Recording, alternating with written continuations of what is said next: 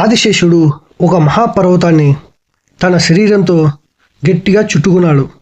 వాయుదేవుడు తన అపారమైన శక్తితో తన శక్తిని ఉపయోగించి గాలిని వీచాడు. చాలా కాలం పాటు ఈ పోటీ కొనసాగిందని కథనం చెబుతుంది.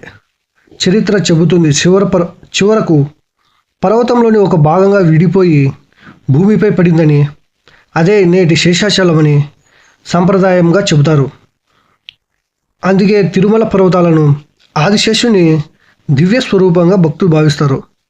ఇప్పుడు మనము ఆ 7 కొండల పేర్లు తెలుసుకుందాం. తిరుమలలోని 7 కొండలు ఇవే.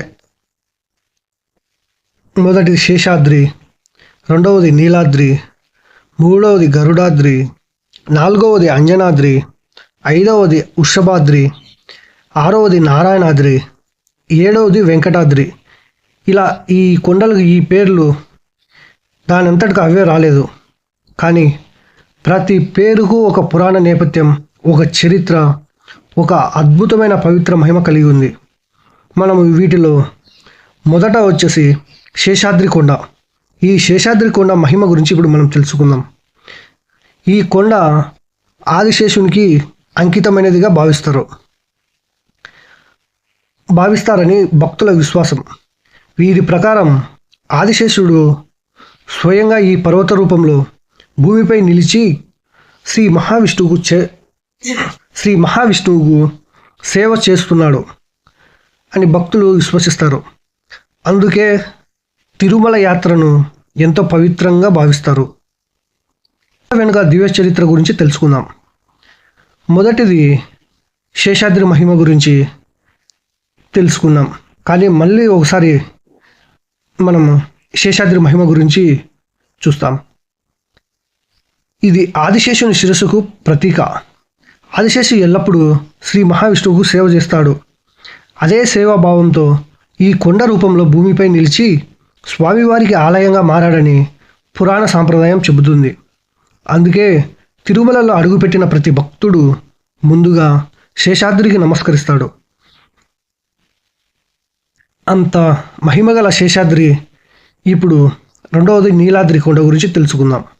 నీలాద్రి మహిమ పురాణాల్లో నీలాదేవి శ్రీ మహావిష్ణువుకు అత్యంత ప్రియమైన దివశక్తులలో ఒకరిగా వర్ణించబడుతుంది. ఆమె అనుగ్రహంతో ఈ కొండకు నీలాద్రి అని పేరు వచ్చిందని భక్తుల విశ్వాసం. ఈ కొండపై మనసులో ఏదైనా భక్తితో ప్రార్థిస్తే మనసుకు ప్రశాంతత కలుగుతుందని చాలామంది నమ్ముతారు. ఇప్పుడు మూడవది గరుడాద్రి. గరుడాద్రి మహిమ గురించి తెలుసుకుందాం. గరుడు శ్రీ మహావిష్ణువు యొక్క దివ్య వాహనం. భగవంతుడి సేవ కోసం గరుడు ఈ ప్రాంతాన్ని పవిత్రం చేశాడని పురాణాలు కథలు చెబుతున్నాయి. అందుకే ఈ కొండను గరుడు అని పేరుతో గరుడాద్రి అని పిలుస్తారు. భక్తుల నమ్మకం ప్రకారం ఈ 3 కొండలను స్మరించుకుంటూ స్వామివారిని దర్శిస్తే భక్తి, ధైర్యం, మనశ్శాంతి లభిస్తాయని చెబుతారు. ఈ విశ్వాసం వల్లే ప్రతి సంవత్సరం కోట్లాది మంది భక్తులు తిరుమలను దర్శించడానికి వస్తుంటారు. కానీ ఇంకా అత్యంత ఆసక్తికరమైన కొండలు, వాటికి సంబంధించిన వివరాలు చూస్తాం. తర్వాత వృషభాద్రి. వృషభాద్రికి పేరు ఎలా వచ్చింది? అంజనాద్రి హనుమంతుడితో ఎలా సంబంధం కలిగి ఉంది? వెంకటాద్రి ఎందుకు 7 కొండల్లో అత్యంత పవిత్రమైంది? ఈ అద్భుతమైన విషయాలను ఇప్పుడు తెలుసుకుందాం. ఇప్పటి వరకు శేషాద్రి, నీలాద్రి, గరుడాద్రి మహిమ గురించి తెలుసుకున్నాం. ఇప్పుడు తిరుమలలోని మరో 3 పవిత్రమైన కొండల గురించి తెలుసుకుందాం.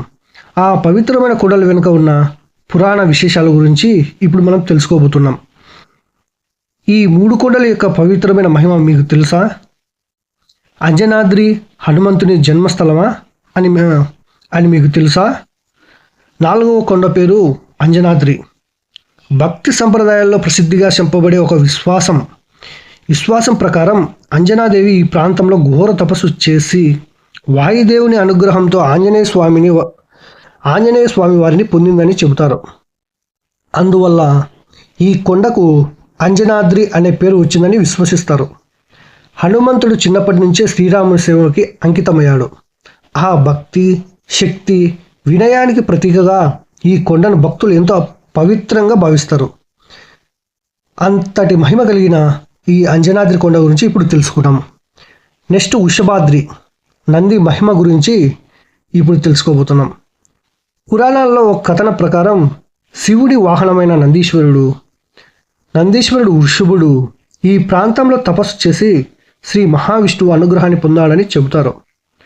ఆ సంఘటనకు గుర్తుగా ఈ కొండకు వృషభాద్రి అనే పేరు వచ్చిందని భక్తి సంప్రదాయం వివరిస్తుంది. ఇది శివుడు, విష్ణువు భక్తి పరస్పర గౌరవానికి ప్రతీకగా కూడా చాలామంది భావిస్తారు. తరువాత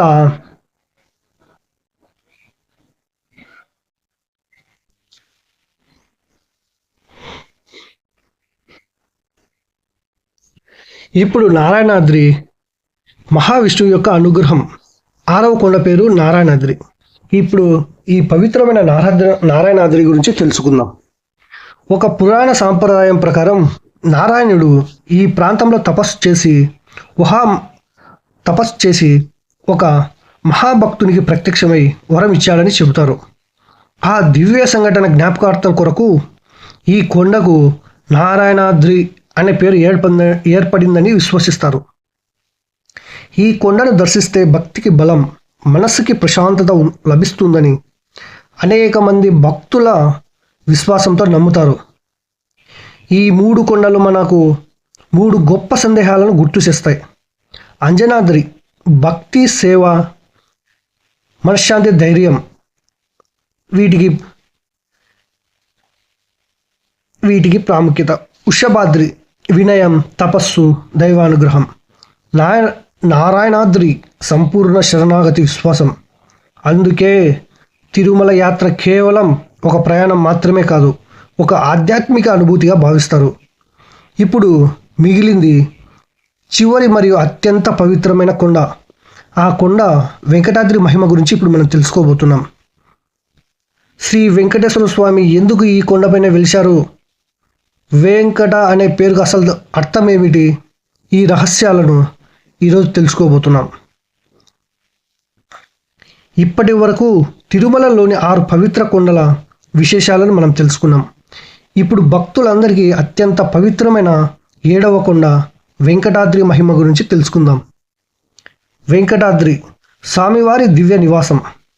7 కొండలలో చివరిది వెంకటాద్రి. ఇది 7 కొండల కలియుగ ప్రత్యక్ష దైవమైన శ్రీ వెంకటేశ్వర స్వామి వెలిశారని పురాణాలు తెలియజేస్తాయి. ప్రతి సంవత్సరము కోట్లాది మంది భక్తులు ఈ కొండపైకి వచ్చి స్వామివారిని దర్శించుకుంటారు.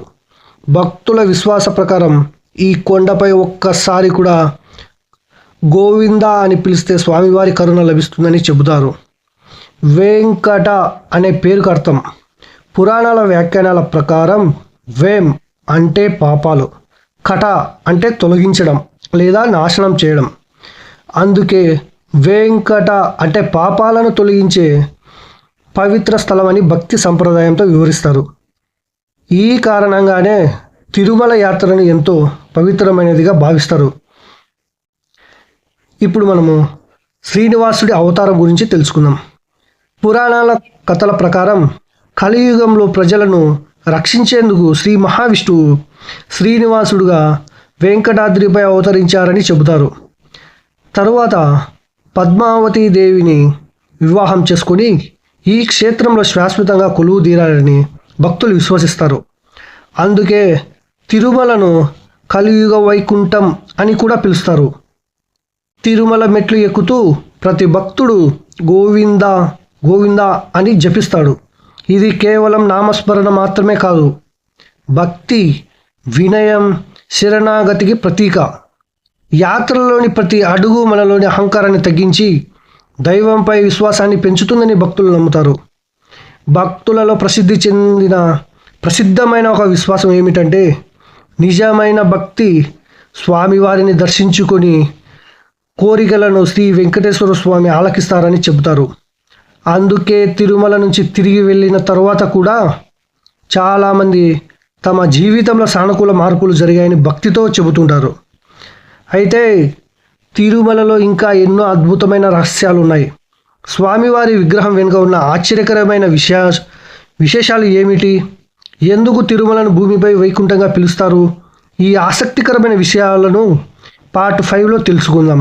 గోవింద హరి గోవింద.